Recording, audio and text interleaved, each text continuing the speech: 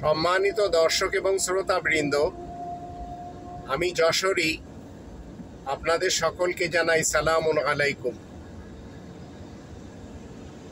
আপনাদেরকে যদি আমি জিজ্ঞাসা করি কোরআন কি জন্য নাজিল হয়েছে, তাহলে আপনাদের মধ্যে যারা শুধু কোরআনের হাফেজ রয়েছে তারা বলবে খতম তারাবি পড়ানোর জন্য। আর এক শ্রেণীর লোক যারা কিরাত প্রতিযোগিতার জন্য আরব দেশগুলিতে বা ইরানে যায় তারা বলবে কিরাত প্রতিযোগিতা করার জন্য। আবার যারা কারি রয়েছে তারা বলবে সুর দিয়ে পড়ার জন্য। আবার যারা বক্তা রয়েছে, স্পিকার রয়েছে, তারা বলবে তিলাওয়াত করার জন্য। আবার যারা মূর্খ সমাজ রয়েছে, অশিক্ষিত সমাজ রয়েছে, তারা বলবে সওয়াব কামানোর জন্য।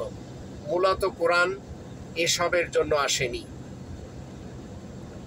আমাদের সকলকে মনে রাখতে হবে কোরআন 2 নম্বর সূরা আল বাকারার 185 নম্বর আয়াত মতে এটি হচ্ছে শাহরু রমাদান আল্লাযী উনজিলা ফীহিল কুরআন হুদাল লিন্নাস। রমজান মাস যে মাসে কোরআন নাজিল করা হয়, যেটি প্রত্যেকটি মানুষের জন্য গাইডেন্স, প্রত্যেকটি মানুষকে পথ দেখায়, গাইড করে। কেমন পথ দেখায়? 6 নম্বর সূরা আল আনআম এর 153 নম্বর আয়াত মতে ওয়া আন্না হাযা সিরাতি মুস্তাকিমান ফাত্তাবিউহু ওয়া লা তাত্তাবিউস সুবুল ফাতাফাররাকা বিকুম আন সাবিলি। তো কোরআন যে পথটি দেখায় সেটি সুপ্রতিষ্ঠিত। ওয়া আন্না হাযা সিরাতি মুস্তাকিমান, এটি সুপ্রতিষ্ঠিত সোজা পথ।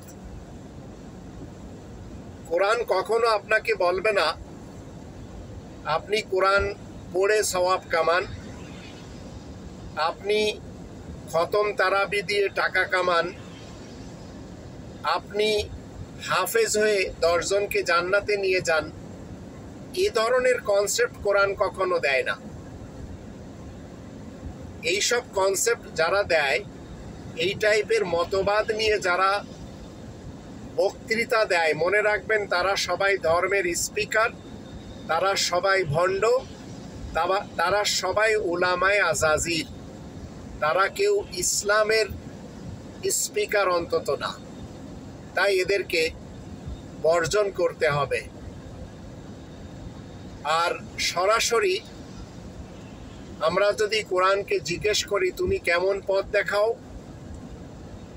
17 নম্বর সূরা বানী ইসরাঈলের 9 নম্বর আয়াতে উত্তর দেয় ইন্না হাযাল কুরআন ইয়াহদি লিল্লাতী হিয়া আকওয়াম। নিশ্চয় এই কোরআন